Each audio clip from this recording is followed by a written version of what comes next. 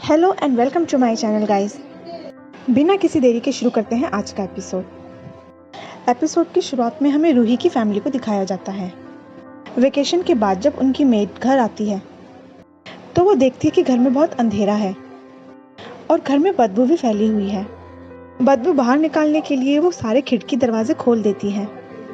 जैसे ही घर में रोशनी होती है उसकी नज़र घर के लोगों पर पड़ती है और वो चिल्लाकर वहाँ से भाग जाती है। इसके बाद पुलिस वहाँ आती है। पुलिस की तहकीकात शुरू हो जाती है। सीसीटीवी कैमरा बंद होता है। जब वो घर में जाते हैं तो सबसे पहले डॉक्टर चोई की लाश दिखाते हैं। उसका कत्ल बड़ी ही बेरहमी से किया गया था और बॉडी पूरी तरह से डिकम्पोज होनी शुरू हो गई थी। उनकी टीम की एक मेंबर डॉक्टर चोई की वाइफ सो की बॉडी उन्हें दिखाती है। हीटर के तापमान की वजह से बॉडी बर्न होने लगी थी। लाश को ज़्यादा तापमान में रखने के लिए कमरे को गर्म किया गया था। इसके शरीर में मौजूद बैक्टीरिया के कारण जो गैस बनी उससे इसका पूरा शरीर फूल गया है। एक पुलिसमैन पूछता है कि ये इसकी चेस्ट में क्या है। इस पर वो लेडी इंस्पेक्टर बताती है पेपर नाइफ। लगता है ये दोनों लाशें दो अलग अलग मामलों से जुड़ी हुई हैं। लाश इतनी सड़ गई है कि इसकी शिनाख्त करना इतना आसान नहीं है, लेकिन मेड ने इनके गले का हार देखकर इन्हें पहचाना। म्योंगजुंग इतना घबरा जाता है। वो अपनी वाइफ को फ़ोन लगाता है लेकिन उसकी एक्स वाइफ फ़ोन नहीं उठाती। फिर वो एक सुनसान जगह पर कार को ले जाकर उसे ब्लास्ट कर देता है। कार को ब्लास्ट करने से पहले उसने उसके अंदर वो फ़ोन और बाकी चीज़ें भी उसके साथ जला देता है। दूसरी तरफ पुलिस उस मेड से पूछताछ कर रहे होते हैं। क्या उनकी किसी से दुश्मनी थी? मेड कहती है जहाँ तक उसे पता है वो लोग किसी से दुश्मनी नहीं रखते थे। क्या यहाँ ऐसा कोई है जो बार बार आता जाता हो? उनके परिवार के अलावा कोई यहाँ आता जाता नहीं था। मिस्टर चोई तो हमेशा काम में व्यस्त रहते थे और उनकी वाइफ जिनियो भी बहुत कम बाहर जाया करती थी। पुलिस पूछती है स्टडी का हीटर बहुत तेज़ था, इसके अलावा आपको कुछ अजीब लगा? मेड कहती है कुछ सामान ज़मीन पर बिखरा हुआ था, मैं घबराई हुई थी इसलिए आसपास देख नहीं पाई। इसके बाद पुलिस कहती है हमने लिविंग रूम में एक फ़ोटो में उनकी बेटी को भी देखा, वो कहाँ है? अब उसकी मेट को याद आता है कि उसने भी रूही को कहीं नहीं देखा। नेक्स्ट सीन में हमें दिखाया जाता है वो जंकमैन चुपके से म्योंगजुंग के घर में घुसता है। रूही काफ़ी घबरा जाती है लेकिन वो हिम्मत करके उठती है और उस जंकमैन पर पीछे से हमला करके भाग जाती है। वो जंकमैन भी उसके पीछे भागता है। म्योंगजुंग भी घर पहुंचता है। घर का गेट खुला और लॉक टूटा हुआ देखकर म्योंगजुंग हर जगह रूही को ढूंढता है लेकिन वो उसे कहीं दिखाई नहीं देती। एक तरफ रूही उस जंकमैन से बचकर भाग रही होती है तो वहीं दूसरी तरफ म्योंगजुन भी उसे ढूंढ रहा होता है। म्योंगजुन हेई की जगह रूही रूही चिल्ला रहा होता है। जैसे ही वो जोर से रूही का नाम पुकारता है रूही रुक जाती है और तब भी पीछे से आकर कोई रूही को पकड़ लेता है। यहाँ पर हमें ये नहीं दिखाया गया कि वो कौन था, क्योंकि इसके बाद सीन चेंज हो जाता है। पुलिस रूही के कमरे की छानबीन कर रही होती है। उनमें से एक कहता है कि ये एक 11 साल की बच्ची का ही कमरा है ना, क्योंकि यहाँ पर बच्चों वाली तो कोई भी चीज़ नहीं दिख रही। तभी उनका एक साथी आकर उन्हें बताता है कि उसने हर जगह रूही को ढूंढ लिया लेकिन यहाँ कोई बच्ची नहीं है। इसके अलावा उसे कुछ अजीब मिला है। जब वो नीचे बेसमेंट में जाकर देखते हैं तो वहाँ पर एक सीक्रेट लैब होती है जहाँ पूरा हॉस्पिटल का सेटअप किया हुआ था। उनका एक और साथी आकर उन्हें बताता है मैंने सिक्योरिटी से बात की थी और उन्होंने ही यहाँ के कैमरास हटाए थे। ऐसा क्यों ये किसी को भी अभी नहीं पता। रूही को ढूंढते ढूंढते म्योंगजुन को वो जंकमैन दिखता है। वो उससे रूही के बारे में पूछता है कि क्या उसने यहाँ किसी बच्ची को देखा है। इस पर वो जंकमैन कहता है यहाँ तुम्हारे और मेरे अलावा कोई और भी रहता है क्या? मैं उम्मीद करता हूँ कि वो तुम्हें मिल जाए। इतना कहकर वो वहाँ से जाने लगता है लेकिन म्योंगजुन को उस पर शक होता है। वो उसके रिक्शे में रूही को देख लेता है। म्योंगजुन उससे पूछता है कि आखिर वो है कौन। इस पर वो जंकमैन कहता है कि मैं तो बस कीमती सामान इकट्ठा करता हूँ। वहाँ दोनों में फ़ाइट होता है। म्योंगजुन उसे अच्छा सबक सिखाता है। इसके बाद वो रूही को बचाता है क्योंकि उस जंकमैन ने अपनी जान बचाने के लिए रूही के रिक्शे को धक्का दे दिया होता है। म्योंगजुन जैसे तैसे करके रूही को बचा लेता है। इसके अगले सीन में हमें पास्ट का सीन दिखाई देता है जहाँ उसकी एक्स वाइफ रूही की फ़ोटो दिखाते हुए उससे कहती है कि तुम्हें इस लड़की को यहाँ लाना होगा, तुम्हें इसे किडनैप करना होगा। म्योंगजुन कहते हैं तुम्हारा दिमाग खराब हो गया है क्या? वो भी तो किसी की बच्ची है, ये गलत है। उसकी वाइफ कहती है इसमें कुछ गलत नहीं है। तुम्हारे सर पर बहुत सारा कर्जा है, तुम्हें हॉस्पिटल का करोड़ों का बिल चुकाना है। इसके अलावा अगर डोनर मिल जाता है तो उसे भी करोड़ों वॉन देने होंगे। और इसके माता पिता के पास बहुत पैसा है, चाहे कुछ भी हो जाए वो पुलिस में कंप्लेंट नहीं करेंगे। म्योंगजुन कहता है ऐसा कैसे हो सकता है, उनकी बेटी गायब हो जाएगी और वो पुलिस को कंप्लेंट भी नहीं करेंगे। उसकी वाइफ कहती है ये सच है, उनका समाज में बहुत रुतबा है, इसीलिए वो ये खबर बाहर नहीं आने देंगे। ये बात किसी को भी नहीं पता है, लेकिन इस लड़की का शोषण हो रहा है। म्योंगजुन कहता है चाहे जो भी हो, पर यह गलत ही है और मैं ऐसा कुछ नहीं करूँगा। मैं अपनी बेटी को छोड़कर जेल नहीं जा सकता। उसकी वाइफ कहती है तो तुम अभी भी कुछ नहीं करोगे। म्योंगजुन कहता है ये तुम कह रही हो? तुम मुझसे ऐसा कैसे कह सकती हो जबकि तुम खुद अपनी बच्ची को छोड़कर चली गई थी।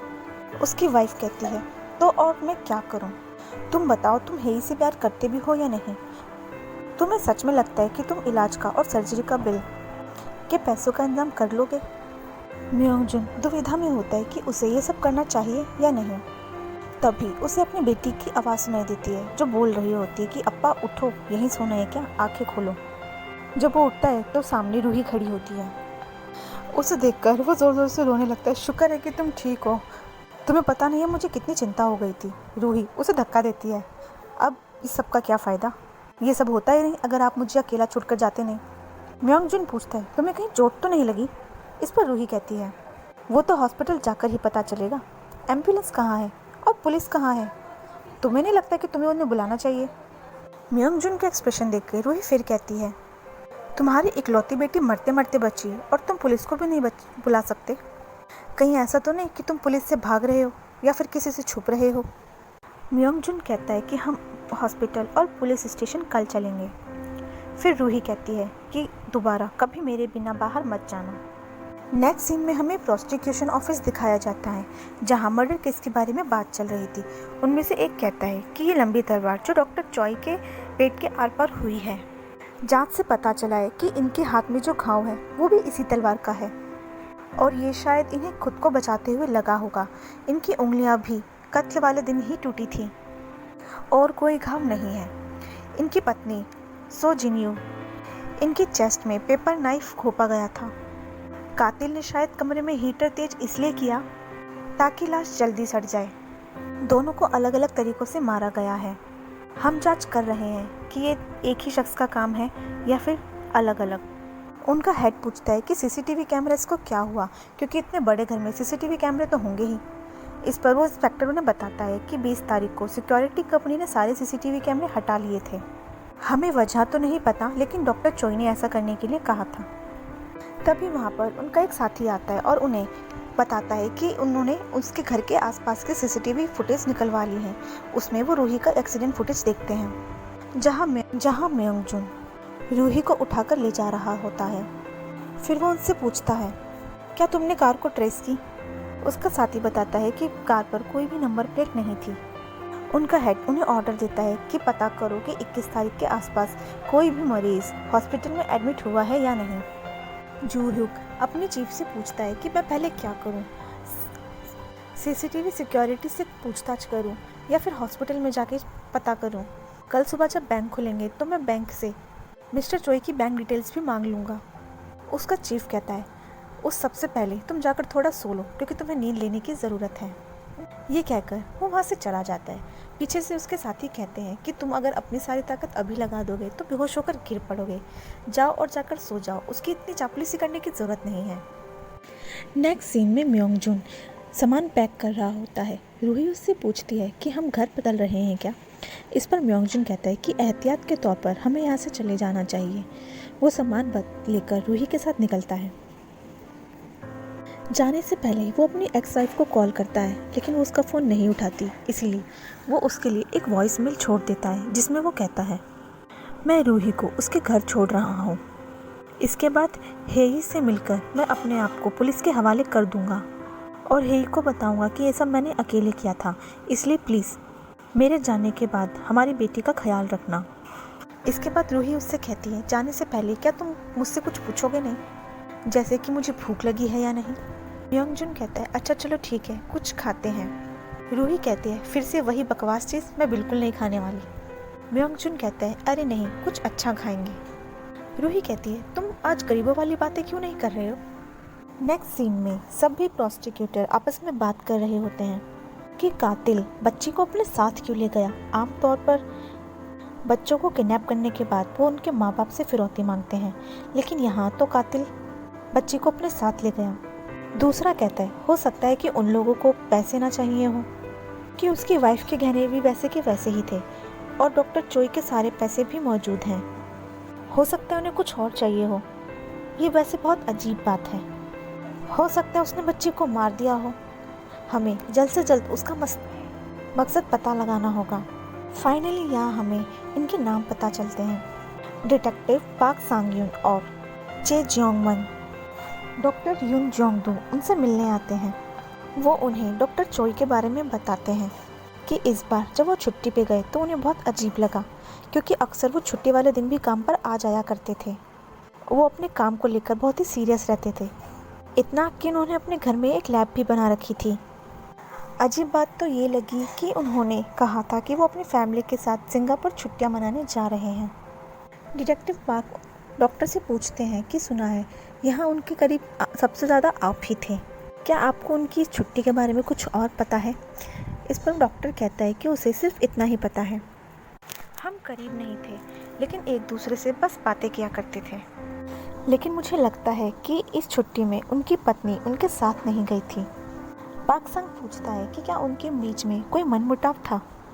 डॉक्टर कहता है कि मुझे उनके पर्सनल मामले की जानकारी कैसे होगी, लेकिन मुझे इतना पता है कि कभी कभी वो फ़ोन पर तेज़ आवाज़ में बातें किया करते थे और फ़ोन पर दूसरी तरफ उनकी पत्नी हुआ करती थी।